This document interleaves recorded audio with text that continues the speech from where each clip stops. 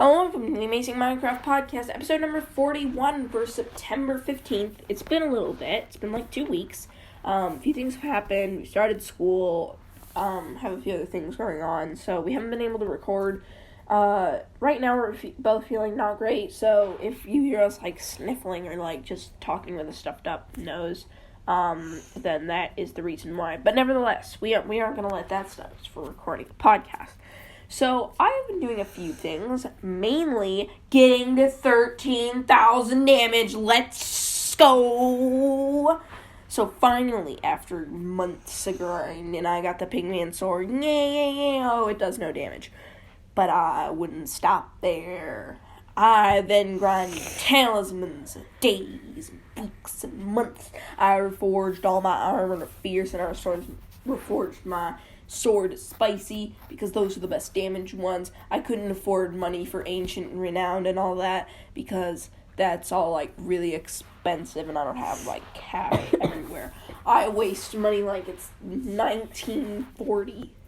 Wait. No, it's 1989. It was 1999. But did people waste money in 1999? I don't know. I wasn't even born in 1999. Anyway, I never have enough money, so yeah, but on a budget, I got a bunch of talismans, and now I can hit 13,000 damage. I can hit right now consistently with my best, like, loadout of everything possible. Wait, 13,000 damage to everything, or just Enderman? Just Enderman, as far as I know. I haven't tested it on other stuff. But with my best possible thing, then I can do, I think, 13,600 damage. That's with my uncommon Enderman, though. I have an epic Enderman, but it's not as high level, so it doesn't matter. I'm trying to level it up. I can still do 13,000 damage with it, but only like 13,100. Because I'm trying to hit a point where I can start gearing my build a little bit more towards health, because I've been doing damage stuff, so I don't have all that much health that I could have.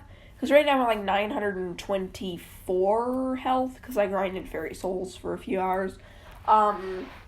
But that's not as high as I could be, so I am trying to get a nice bumper there, so I can start reforging a few things to, like, Titanic or something good, because that would be a lot more optimal for me, so I can actually survive more than 2 seconds in a dungeon.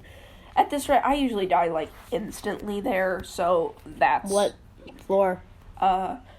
Any floor, really. It's literally just, like, I'm like, I'm gonna tank these guys because I have a Pigman sword and I'm amazing, yeet, and then I die instantly because, like, one crypt lurker comes in and one-shots me. I can take, like, a skeleton, and that's the most I can do, and it's a close fight. Like, I'll win barely if I have the edge in a combat. Like, it's already already got, like, a hit on him.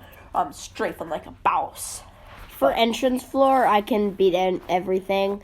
Like, all, like, the zombies, skeletons. I haven't really tried entrance floor, actually. It's been a while, because you don't get rewards for entrance floor, so I do floor 1, I can't believe I lost my flower. Yeah, that was unfortunate, but he's using an adaptive blade or something. I'm gonna get that fought back. Thoughts aren't even the best. They are way overpowered. They are not really. You gotta use, like... Literally, you gotta use probably a Valkyrie is probably the best sword. Depends on what you want. Valkyrie is probably the best, yeah. It's basically a refined version of the Necron's blade. You can get, so you get a Necron's blade by forging it with, like, Wither Skull things. You want Hyperion? No. I don't remember exactly what they are, and then you forge it with a Necron's handle, which is, like, a really rare drop from Necron, so it's, like, really hard to get. They sell for, like, I think, 10 million, I think, and you can make a Necron's blade with it. But then you have to refine it somehow. I'm not exactly sure how to do it. Probably but you with can refine it into a Hyperion Scala. It's Scylla. Don't know how to pronounce it at all. Astria or Valkyrie. Hyperion is geared towards, I think, intelligence. So, like, mana and abilities and all that is a lot easier with that thing. I think Astria is geared towards health. I'm not sure about Skyla and Astria, but I know Valkyrie is geared towards, I think, strength, which is basically damage, because it's, like, strength and crit damage, so it's kind of really good for that. So that's probably the sword I'm going to be getting, like, endgame. Not anytime soon, no, because that'll take a little while of grinding. Right now, I'm on the process of trying to get myself a livid dagger, but it ain't happening. Like, well, mainly I've just been avoiding doing catacombs and actually getting where I need to be, because I need a floor 5 completion, and you need to be, like, catacombs, like, 15 for that, and catacombs, like, 5, because it's super hard to level up catacombs once you get past, like, level 3. Nah, I'm level 9. Well, it's easy until you get to, like, you know, max level, because there are, like, a few people that have catacombs 50, which is, like, max. Gabriel, the problem what you're doing is you just have people carry you through the floors for the XP. You need to go in and combat them. So basically go on an entrance floor trying to carry some people with good weapons, and then you can take out, like, 7, 10, 15 zombies. That'll level you up if you're really low. Like, for me, well, I need to kill... healer class, so I just keep, like, crouching and using my wish ability, and that levels me up fine, because my plan is, who cares if I really get there legitimately, or I just have a bunch of people carry me? As long as I get there, I'll be fine. I mean, what's the worst that could happen trying to forge a blade that you're not ready to use? I mean, that's not, like, a trope for, like, a bunch of villains in, like, every single thing, right? I'll be fine. So, yeah, that's kind of what I've been doing. I've been playing a lot of Fortnite because Season 8 came out, and I've been grinding to get to level, like, 200, because that's the max level that gives rewards. So I've been playing a lot of that, not a lot of Minecraft. But for the Minecraft I have been playing, that's kind of it. I've been doing a few other odd things, and, like, I've tried to get to Heart of the Mountain 3, and I was like, yes, I finally finished this long and terrible quest. It was, like, mine 250 mithril or 350 mithril in Cliffside Veins, and I'm like, oh, this is going to take forever. And I'm like, yes, I finished it, finally. And then her next quest, and then the king or queen or whatever's next quest was mine 500 mithril. And I'm like, oh, I don't have patience for this anymore, I'm out. So yeah, that's what I've been doing. So Gideon, what have you been doing in Minecraft? I haven't really played very much, so... No. Yeah, I think... I mean, I probably played a little, but I don't really know, probably not. Yeah, he's just been playing a lot of Fortnite, because I think... Well, his port is breaking for his Mac. So it still works, it's just hard to play. And also, when I want to try and grind dungeons, enter a dungeon, it kicks me out about 7 out of 10 times. Yeah, he's having this kicking problem. It's like every once in a while, it'll just kick him anytime he tries to transfer servers. Oh, it's usually 7 out of 10. It's less. It's at least 50-50. So I'm going to try and get, for one, a desktop computer, and then use the Mac for more, like, portable things, like car drives, airplanes, or just bringing it places for stuff. Another piece of proof that Windows is better than Mac. I've had this debate with him 1,000 times, and Windows has won literally every single debate. It's because Mac laptop is not good for gaming. It's not supposed to be used for gaming. Mac is supposed to be used for gaming. Well, an iMac is good for it. It's not. A Mac Pro is. It's not. Do you even know what a Mac Pro is? Nope. It's like a $5,000 computer. I don't care what its price is. It is literally basically built for gaming. Yeah, well, I'm just going to use, like, my NVIDIA graphics card or whatever. I don't actually have one, but I am planning to get a new computer with, I think it's probably a GTX. He's like, I'm going to get an Alienware computer, guys. I was not saying that. I'm getting one from, like, Best Buy. It's, like, $300. It's fine. Well, that's how much the tower is. I found a monitor on Amazon. It's, like, $150. But yeah, that's kind of it for what we've been doing. But, that's right, folks. the news segment is back. Not because we just forgot about it or anything, but because there's actually some news for the first time in like a million years.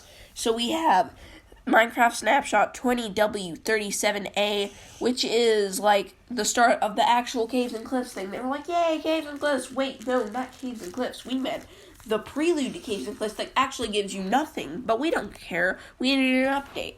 So whatever. But now they're like, okay, here we go. We're gonna give you the actual stuff. So new features in 21W37A is added noise caves and aquifers, added dripstone caves, underground biome, added grove biome, added lofty peaks biome, added lush caves underground biome, added meadow biome, added snow-capped peaks biome, added snowy slopes biome, added stony peaks biome, new ore distribution, and large ore veins. I don't think this applies to diamonds because it looks like it's just copper and iron, which sucks because I want to find a 15 diamond vein. That would be so OP. Under overworld build and generation limits have been expanded, so now it's 358 blocks of vertical space that you have now. So for blocks, enchanting tables now emit a low amount of light. Apparently they didn't before, I guess. Using shears on the tip of a cave vine, twisting vine, weeping vine, or kelp now causes it to stop growing. So if you do that, you're basically capping it, and you're like, yep, no more growth for you. The dripstone caves biome contains plenty of pointed dripstone and dripstone blocks on the floors and ceilings in small pools of water. In some places, you'll find larger stalagmites, stalactites, and columns built from dripstone blocks. Contains extra copper ore, so you're going to find a lot more copper ore here than you do in other underground biomes. Grove. Snowy terrain with big spruce trees and powder snow traps. Might want to wear leather boots. Tends to generate on high-altitude terrain between mountain peaks or on hilltops. Spawns wolves, rabbits, and foxes. Large ore veins are large, rare, snake-like underground ore formations. Copper veins form between Y0 and Y50 and are mixed with granite. Iron veins generate from below Y-60 and Y-8 and are mixed with tuff. Lofty peaks are dramatic, jagged mountain peaks with snow and stone and spawns goats there. So you're going to find goats in lofty peaks. The lush caves biome, moss covers the floors and ceilings. Spore blossoms grow from the ceiling and drip particles. Contains clay pools with drip leaf plants growing out of them. Contains azalea bushes and flowering azalea bushes. The azalea tree loves to have its roots in lush caves, so if you find an azalea tree either above ground, over ground, or in a cave, there is a lush cave beneath you. Cave vines with glowberries grow from the ceiling and light up the caves.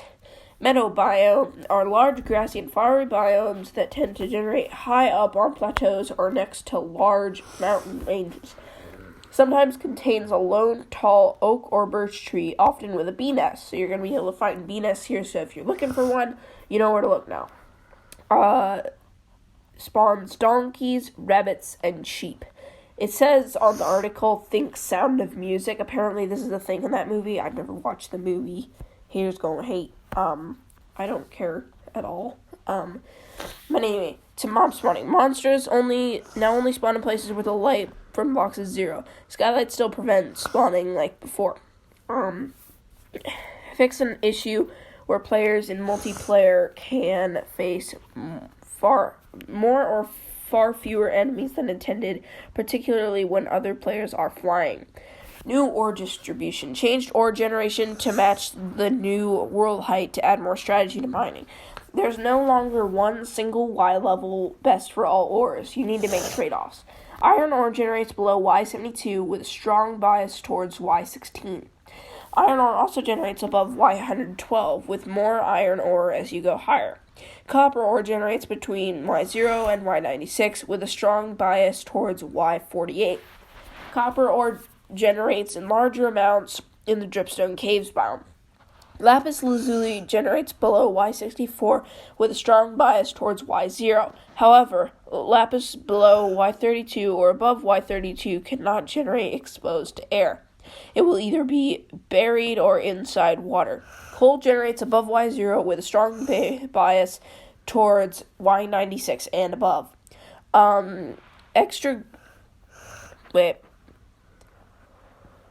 Gold generates below Y32 and with a strong bias towards Y-16.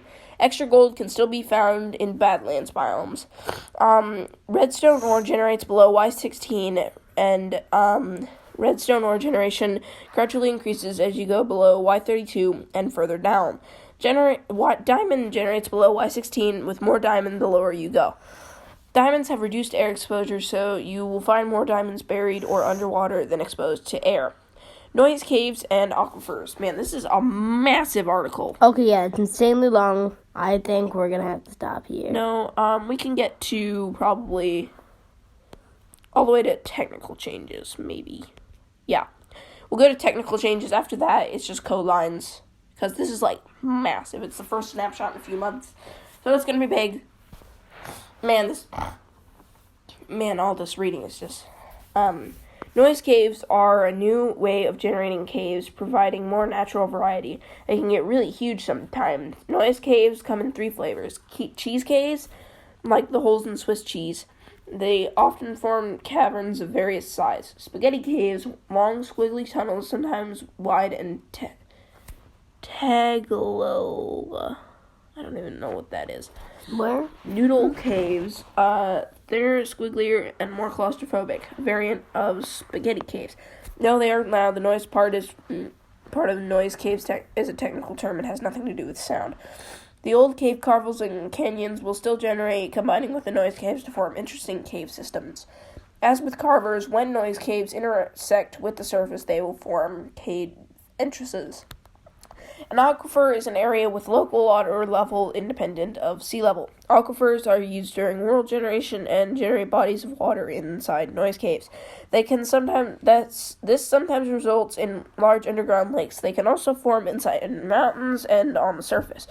Aquifers below Y0 will sometimes be lava aquifers instead of water aquifers. Magma blocks will sometimes generate at the bottom of underground bodies of water, and underwater cave carvers and underwater canyons have been removed since aquifers are used to generate water in caves instead. Options. Add an accessibility option to stop the sky flashing during thunderstorms. Add an option to specify the audio device used by the game. Added toggle sprint and toggle sneak to the control settings. Move keybinds out to their own settings screen accessible from controls.